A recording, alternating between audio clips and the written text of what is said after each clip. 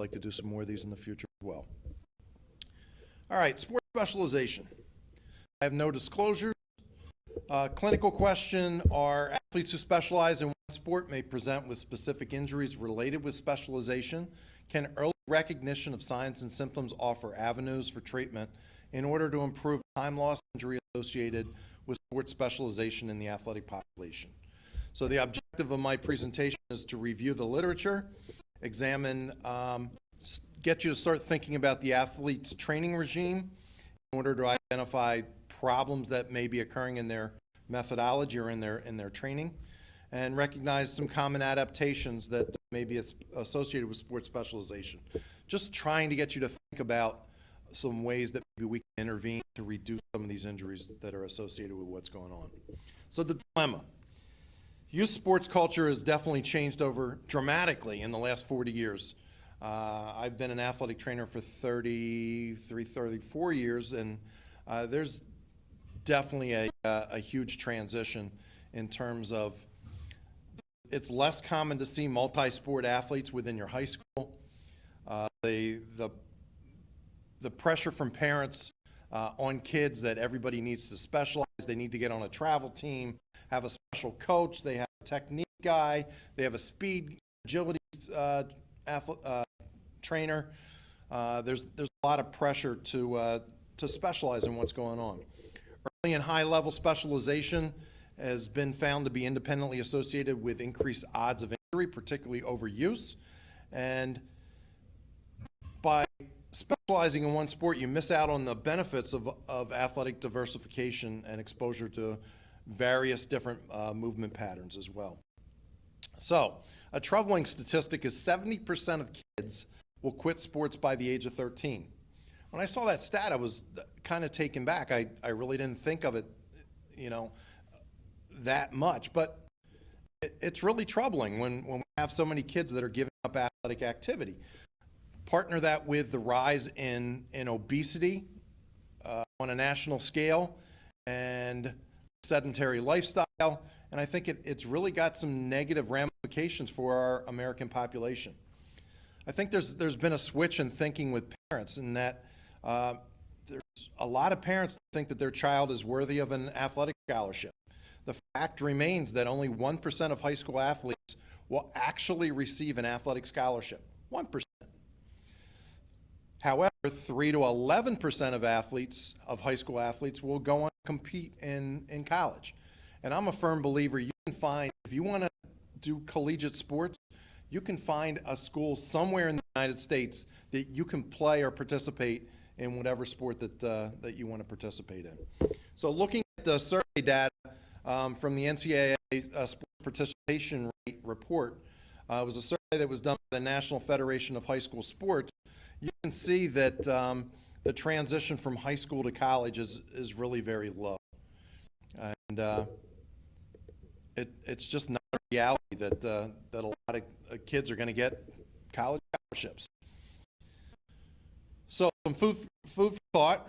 Acquisition of expertise in sports is a result of complex interactions among biological, psychological, and sociological constraints. So there's physical, the athlete has to be athletic, they've got to have the right mindset, and they've got to have the right support structure in order for them to be successful. If you can successfully navigate all those different developmental stages, you can achieve the highest level of performance. But if you're not able to successfully navigate that road, it's going to lead to injury, burnout, or dropout. And as an athletic trainer in the high school and having worked in the college setting, it's easy to spot Division I athletes. It's not a stretch. They're a visible minority. They're an exception rather than a rule. So roughly 27 million youths between the age of 6 and 18 years old who participate in team sports. There's over 60 million athletes who participate in some form of organized athletics. There's been a rapid increase in all age groups over the last 15 years, and particularly in the very young age group. And I'm going to give Dr. Buckley credit for this. If you look at this slide, they're soliciting kids at 18 months old to get involved in a soccer program. Insane.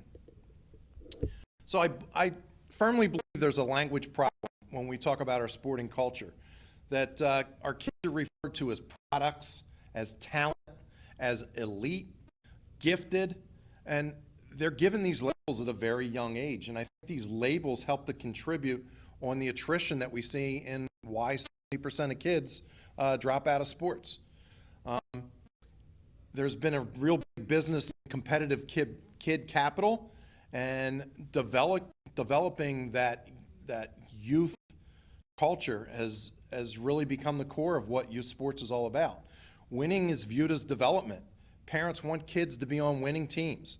And it's funny, but one of my soccer coaches said this. He's like, when you go to these trainers, these highly qualified sports trainers, if you have an accent, it gives you instant credibility in the soccer community.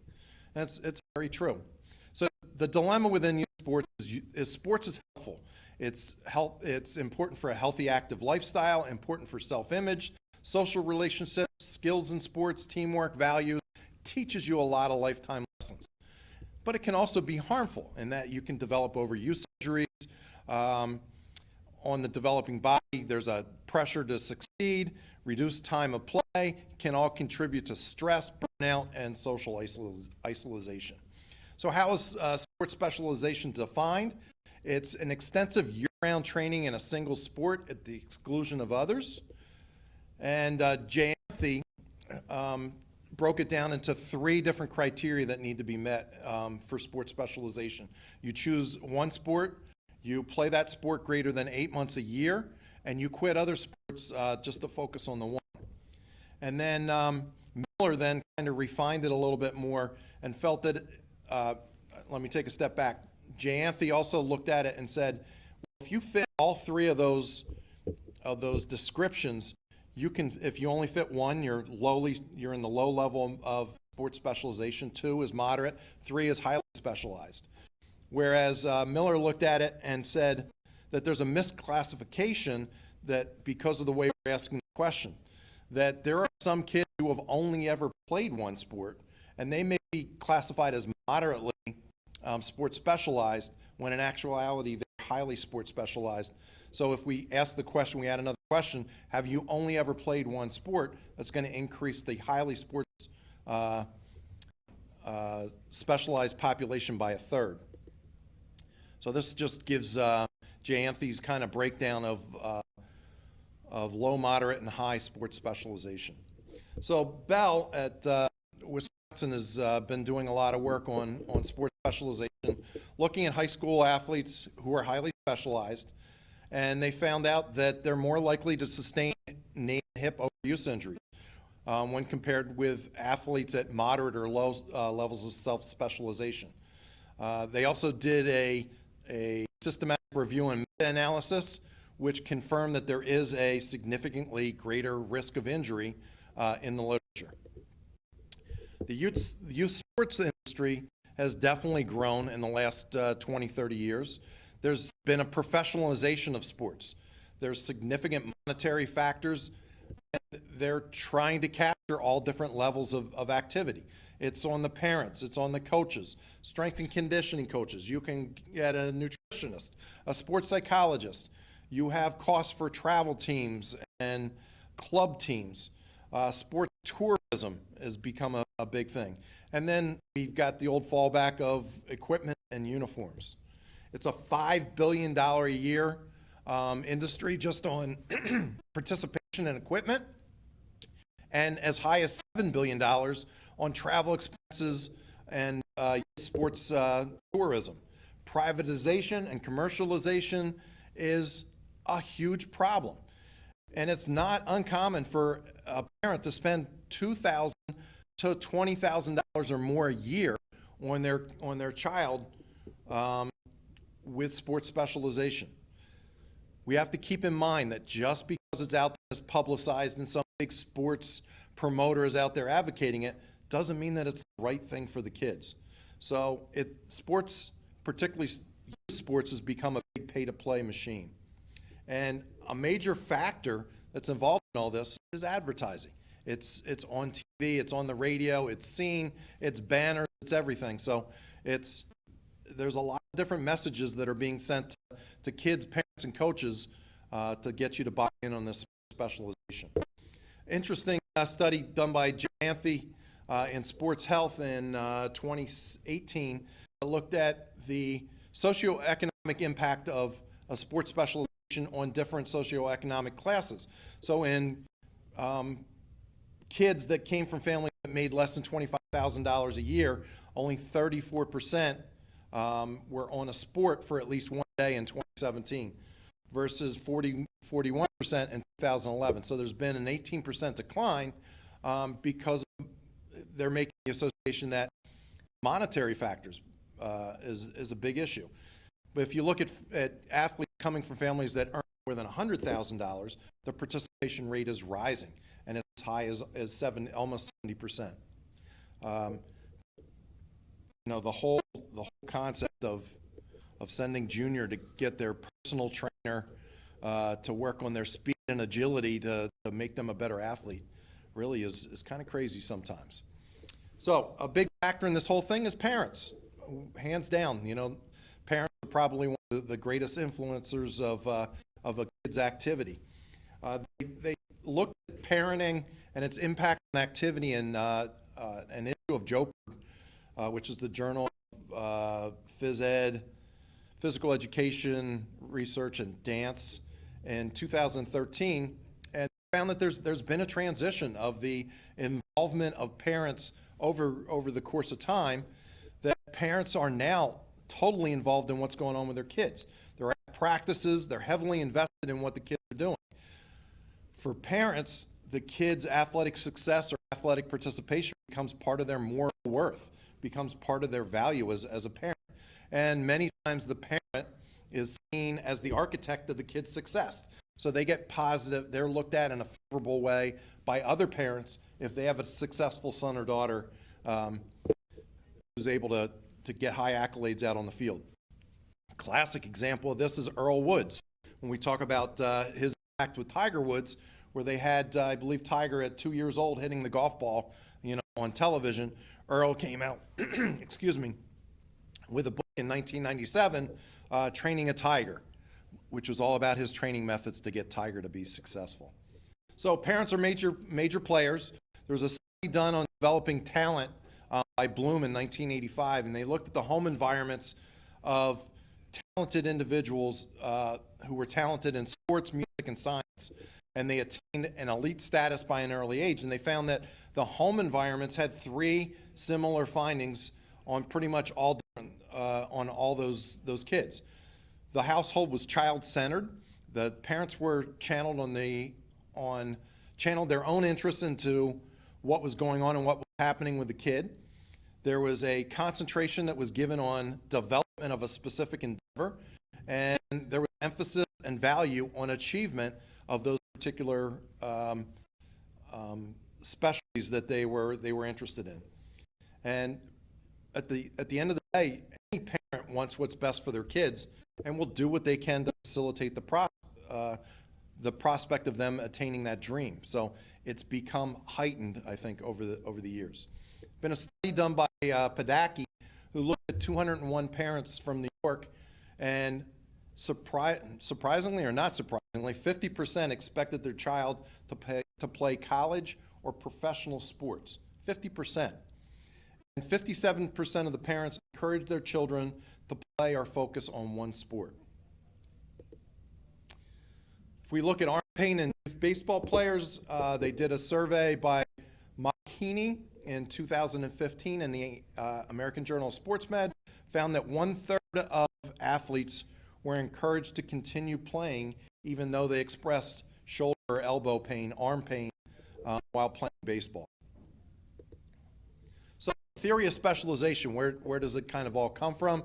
You have the $10,000 rule, or the 10,000-hour rule, which was supported by Erickson, where they looked at musicians and they felt that deliberate practice starting at a very young age, that it would make them, you needed to put in 10,000 hours in order to become proficient. And it was proven valid for kids that played musical instruments.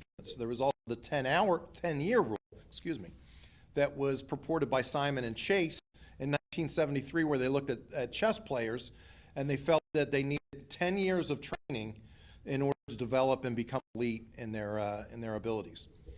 There's a study done by Starks and Deacon in '84, which said that these sports specialization rules don't really have an impact on the static nature of the individual, meaning it doesn't change their physical capabilities such as visual acuity, reaction time, or memory. So it makes them better players or better experts in the game, but not necessarily it doesn't develop their skills as an individual.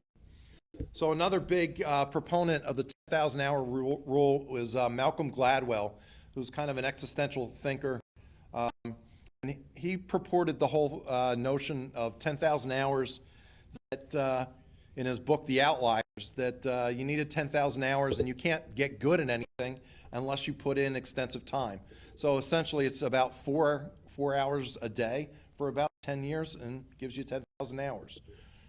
That whole theory was kind of debunked by David Epstein, who wrote two books. I actually am listing one here is The Sports Gene, and also the other one I believe is called The Range, where he uses the argument that genetic evolution and an accelerated artificial selection process helps to make people elite in status. Meaning, one of his arguments was you can't take a 5'5" kid and say that he's going to go on to be an elite pro basketball player because he doesn't have the genetics that are necessary for him to be an elite basketball player.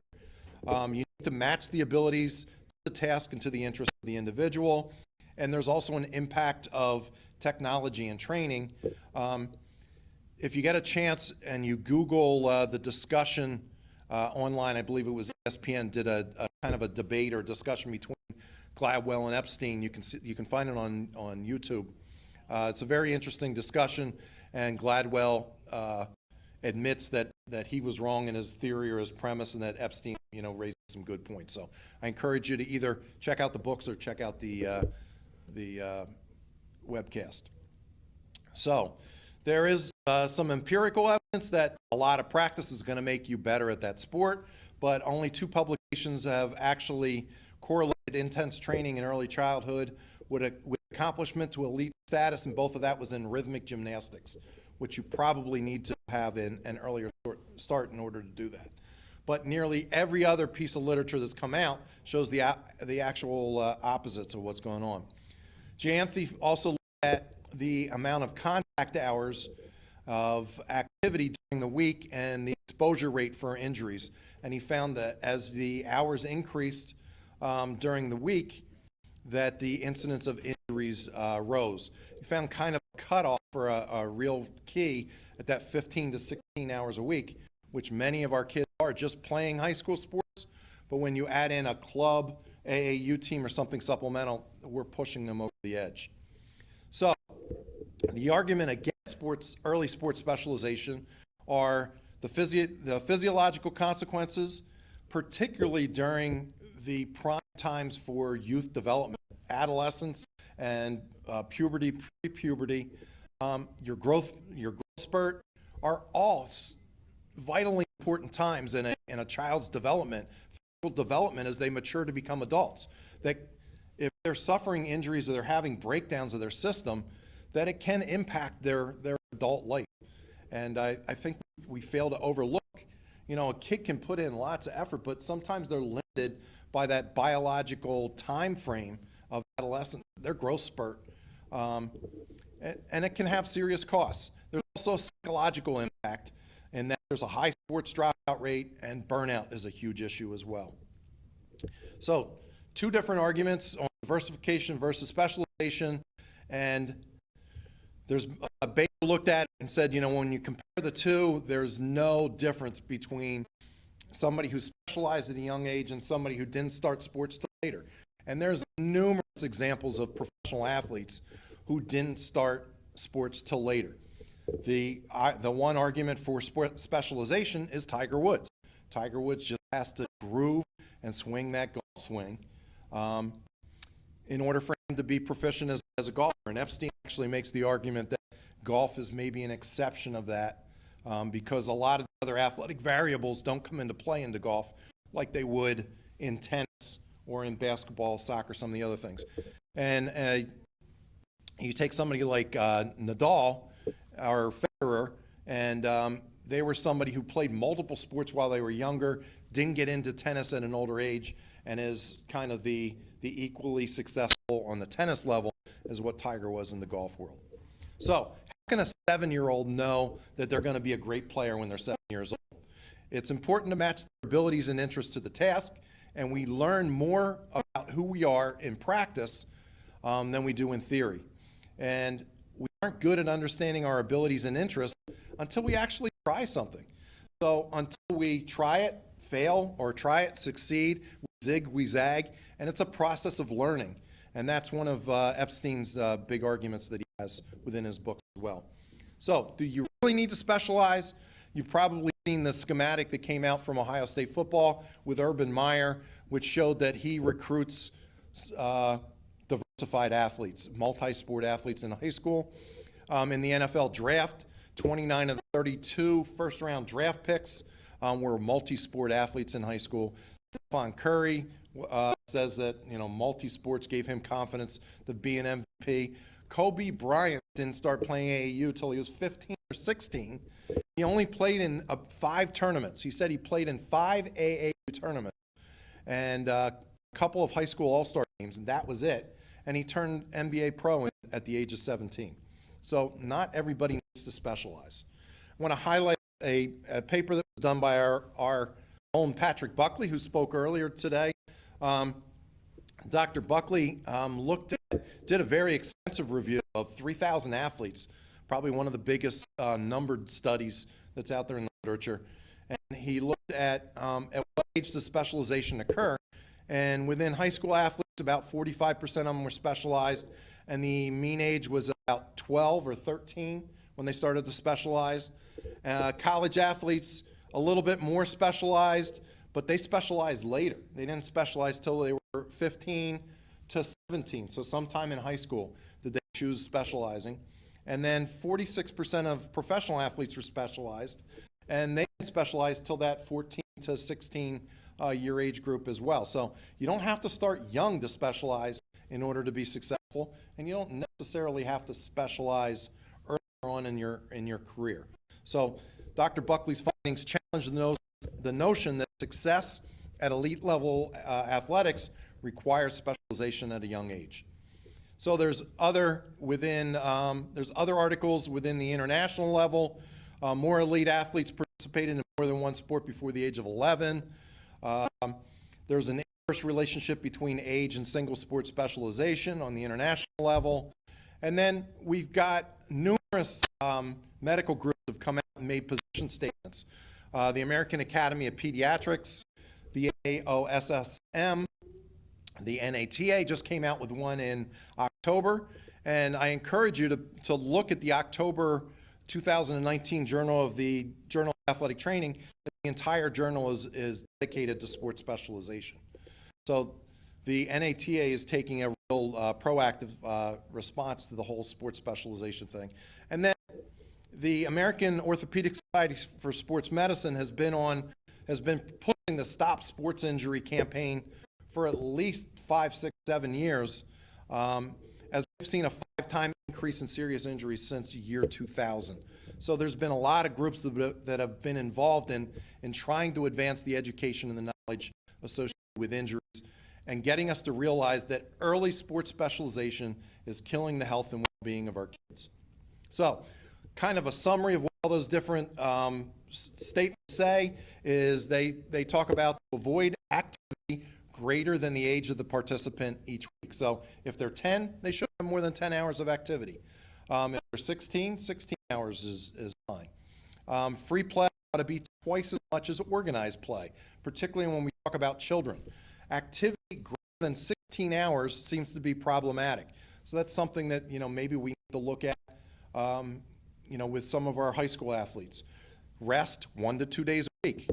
A lot of times that's not happening. And no more than 8 months a year in competing in one sport, and avoid multiple sports teams during the same competitive season. So the notion of playing on your high school baseball team, your travel team baseball team, and then some special select group baseball team all in the same season is not recommended by these groups. So what's the impact of sports specialization on the different organs of the body? Looking at it muscular, not much literature exists. There's some indication in the sport strength and conditioning literature that says weight training in the prepubescent population can increase strength, power, and endurance. You get very little muscular enlargement because of low-level anabolic hormones. They're limited by their biological nature in order to see how much they can gain by lifting weights at a young age. They still encourage young kids being involved in weight training. Doesn't hurt. Then also on the nervous system, well, the development of reactions only occurs with the myelinization of the nerve endings, and that occurs, most of it is done by age 2 or 3, 4, but it may take till 10 or even later for the process to complete. And early training doesn't accelerate that process. Cardiovascular-wise, you can get aerobic training when you're young will help you to improve your aerobic training, but sports specificity does not increase and create super endurance athletes because you're limited by the size of your heart and the extent of the circulatory system. So adolescence, key time of growth and development, both hormonal and bony, because your bones are going through axial growth. It's the most significant period of growth since your first year in life, and you have open growth plates, which don't absorb stress, particularly torsional and compressional loads, as well as closed or mineralized bone. The adolescent bone is less mineralized and less dense, and during this period of adolescence, 25 to 30% of your lifetime bone health is being developed. If you're in a state of having constant bony stress injuries, you're going into bone negative rather than bone positive. That could have an impact on later life bone health. There's also an increased cortical porosity, which occurs during puberty to allow for better absorption of calcium. And then also keep in mind, the flexibility of adolescence is crap. There's not a single adolescent that comes in that's really flexible, except the gymnast, because as they're growing, the muscles have to grow and accommodate to that growth as well, and they develop this habitual muscular tightness. They have decreased strength and decreased coordination. All happens during this particular age period. But the skeleton is also, it adapts to the loading. So the bone is going to adapt to the forces that are input on the bone. It's going to change its size and its shape and its architecture and its mass to accommodate the stresses that happen to the bone. It's the single most opportune time to modify growth of the skeleton. So to reduce the incidence of osteoporosis, they encourage people to be very active during adolescence to build bone, help them build the largest bones they can, because once you reach 21, 22, 23, you can't change that mass anymore. That's already been developed. So we want to have kids develop big, strong bones, not overloaded and weakened bones. So all adolescents are at all developmental stages are not the same and are certainly different than adults. They have their own unique developmental and growth trajectories, and they're not just smaller adults. I think it's important to remember that. So classically, the bone's going to adapt to stress. So there's lots of different things we're going to see. The gymnast's wrist with the impact on the physes, the OCD of the elbow, retroversion of a pitcher's shoulder, as the torsion of the shoulder from throwing affects retroversion. All these different things are going to have an impact on the bone and on the function of the individual. Stress fractures of the foot, spondy, spurs of the ankle, spurs of the knee. Osgood Schlatter's is a classic one. Abnormal stress is going to lead to bony changes.